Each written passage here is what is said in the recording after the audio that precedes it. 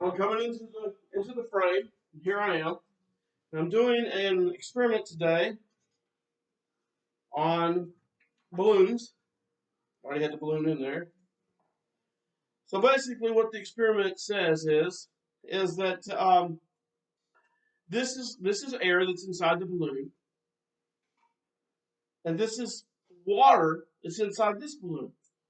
Now, the air in the balloon is similar to temperature inversion. The temperature inversion in the atmosphere will, well, it's inverted. So basically, if you're going to have thunderstorms, which we're going to have thunderstorms later tonight, basically what happens is as you begin to climb, the air in the atmosphere is warmer. Normally, it would cool down, but in an inversion, in a temperature inversion, it gets warmer.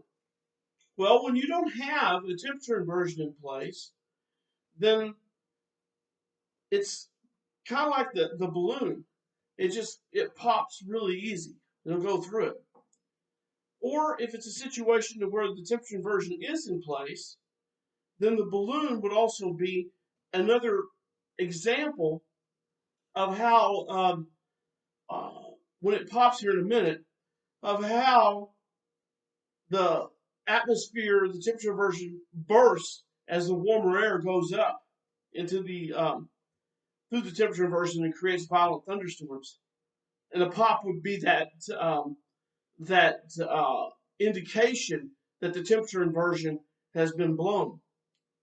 While the other one, which is the balloon here with water in it, that'd be a completely different situation.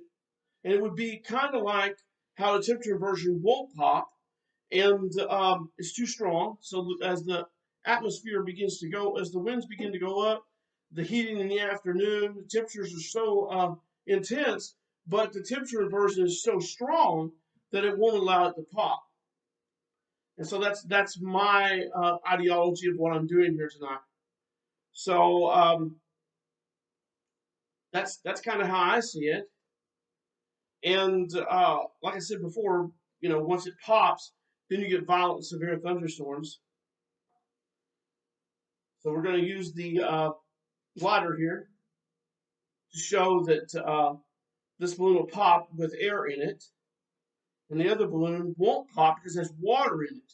Okay, and that's a saturation. It could be considered a saturation of the atmosphere as well.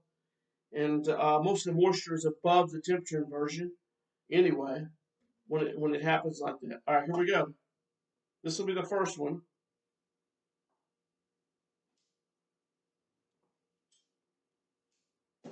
And there's the balloon. That's in my thought process would be like I said, temperature inversion, thunderstorm develops, but because the air popped through it real quick and it becomes violent in the atmosphere. Now, here is the other game that I was talking about. This is where there's water in it, and the water's in the balloon, but there's air up here. So we'll begin to see here that it won't pop because there's water in it. But if you go up here to the balloon, now I want to get this over the pan because if I don't, water's going to go everywhere. If you get up here on the top of the balloon, then you'll begin to see that if this was a temperature inversion and it was to bust and to go through with copious amounts of moisture above, then you would have a violent reaction, severe thunderstorm activity. So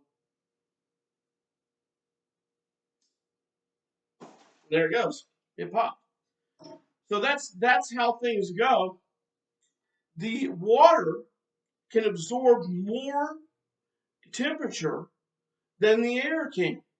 So, because the water can absorb more temperature at the bottom of the balloon than the air can at the top, it causes the balloon not to be able to pop, and it absorbs that thermal temperature uh, into the water rather than into the balloon. But when we get to the top of the balloon, then that causes back to the situation before where there's just air in it, and it causes it to be able to pop. Let me see if my lighter will work. Yes, it works. And so anyway, that will cause it to pop because you're not dealing with anything that can absorb that warm temperature or thermal from the lighter. Thank you for the experiment, the opportunity to give you this experiment today.